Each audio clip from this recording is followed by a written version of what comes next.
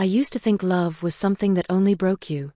After my first marriage fell apart, I promised myself I'd never try again. I'd build a life alone, quiet, steady, and free of heartbreak. But then I met Daniel. He didn't just show me love, he redefined it. 5 years into our marriage, no kids, and yet every moment with him feels full, deliberate. Celebrating small anniversaries with candles and wine, laughing through burnt pasta and midnight walks, Daniel never lets a moment go uncelebrated. Tonight was no different. He'd made dinner reservations at a cliffside restaurant overlooking the San Francisco Bay. It looked like something out of a dream, warm golden lights, glass windows shimmering over dark waves. I felt radiant, whole, loved. Until he walked in. I was sipping wine, watching the ocean, when a voice from behind sliced through the calm. Still romanticizing the sea, huh? Doesn't change reality. I froze. Jim. My ex-husband. He slid right into Daniel's seat, like he still had a place in my life. I felt my stomach turn, but I held my ground. Been a while, Jim, I said coldly. He laughed like he owned the world. Didn't expect to find you in a place like this. Let me guess, once-a-year dinner you saved months for. The arrogance. The smug tone. He hadn't changed a bit. I'm here because my husband wanted me to be, I said calmly. Jim scoffed. Your husband? Some average office guy, right? I didn't flinch. I didn't need to. But just then, Daniel returned. Excuse me, he said, calm but firm, you're in my seat. Jim gave him a once-over, then chuckled. Ah, the husband. Doesn't look rich though. Daniel sat down silently, poured more wine, and said, I don't need to prove anything to you. That's when Jim turned cruel. Sandra never had much. You must be scraping by too. You bring her here once, then back to your dull little life.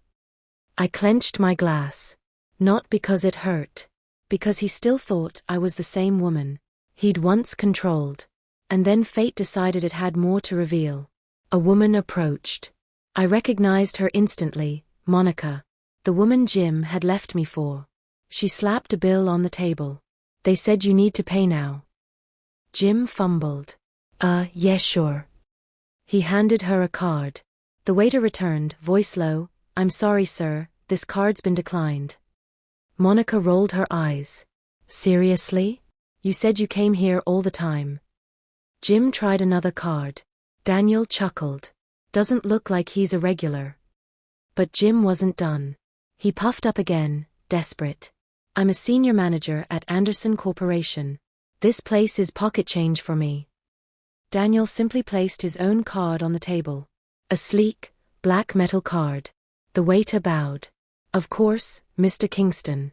Right away. Jim's face drained. Kingston, he whispered.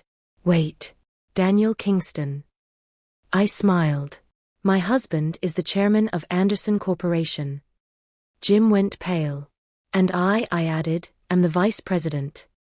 Jim choked. No, you were just an office clerk. I leaned in. After our divorce, I got my degree. I worked my way up. Everything I have now, I earned.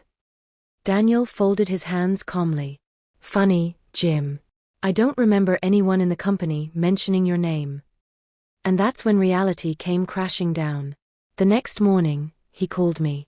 Please, he begged, talk to your husband. I need this job. I said nothing. I made a mistake, okay? But you owe me. You wouldn't be where you are without me. I laughed at I know, Jim. I'm here in spite of you. He was fired. Or, almost. Daniel made a different decision. We reassigned Jim to the Ohio branch. A forgotten satellite office. One client. No authority. No spotlight. Just silence. A few months later, Monica left him. You promised me a better life, she shouted as she walked away. But you're nothing. And as for me? No, Jim. I'm here in spite of you. He was fired. Or, almost. Daniel made a different decision. We reassigned Jim to the Ohio branch. À Forgotten Satellite Office. One client. No authority. No spotlight. Just silence. A few months later, Monica left him. You promised me a better life, she shouted as she walked away. But you renouncing. And as for me? I took Daniel's hand, raised my glass, and toasted not to revenge, but to freedom.